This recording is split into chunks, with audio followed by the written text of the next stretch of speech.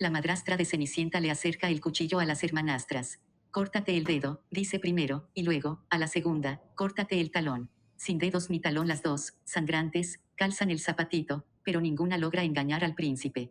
Tal es la crueldad de los cuentos infantiles de los hermanos Grimm que mantenían una finalidad filológica y no de entretenimiento. Jacob y Wilhelm recopilaron cuentos en distintas localidades de Alemania para demostrar la influencia de los hugonotes franceses en los diversos dialectos germanos. Solo por añadidura, los niños comenzaron a leer estas historias que por siglos se transmitían oralmente con una finalidad didáctica, crear respeto ante el medio hostil. En esos años el lobo feroz existía, los huérfanos abundaban y en todo el mundo había épocas en las que se pasaba hambre. La sociedad rural europea del siglo XVI y XB chica y vivía esencialmente igual desde hacía casi 1000 años. Solo la introducción de la papa y el maíz habían modificado el esquema productivo. Sus existencias eran una sucesión de heladas, inundaciones o sequías que alternaban con guerras, epidemias y, sobre todo, hambrunas. La vida era cruel y la crudeza de los relatos preparaba a los niños para esa existencia. Si el año venía bien, el clima era benigno y ningún ejército decomisaba sus cosechas, el campesino, después de pagar sus impuestos al señor feudal, podía asegurarle el sustento a su familia.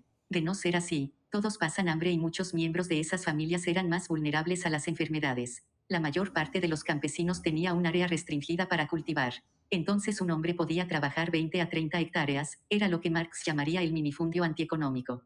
Para acceder a áreas mayores debía contar con la mano de obra gratuita de sus hijos. Cuantos más hijos, mayor era el área que podía trabajar. En ese entonces la falta de métodos anticonceptivos facilitaba la constitución de familias numerosas. La vida de las mujeres era una sucesión de partos, pero también entonces la mortalidad perinatal era enorme, razón por la cual el granjero frecuentemente enviudaba y se volvía a casar para continuar con su génesis de trabajadores. El creced y multiplicaos estaba a la orden del día. Es así que aparece la poco simpática y cruel figura de la madrastra en la mayoría de los cuentos, Cenicienta, Pulgarcito, Hansel y Gretel. ¿Y por qué la mala prensa? Porque cuando el año venía mal y la cosecha fallaba, circunstancia frecuente, la comida escaseaba y la madrastra era la responsable de distribuir los alimentos. ¿A quién les iba a dar la prioridad? Pues a sus hijos y no a los de la otra.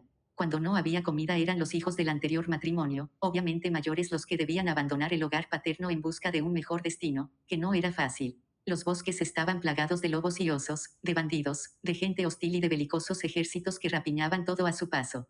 Los jóvenes corrían 1000 peligros hasta conseguir un trabajo para sostenerse. Los finales felices como los de Pulgarcito o Hansel y Gretel eran excepciones.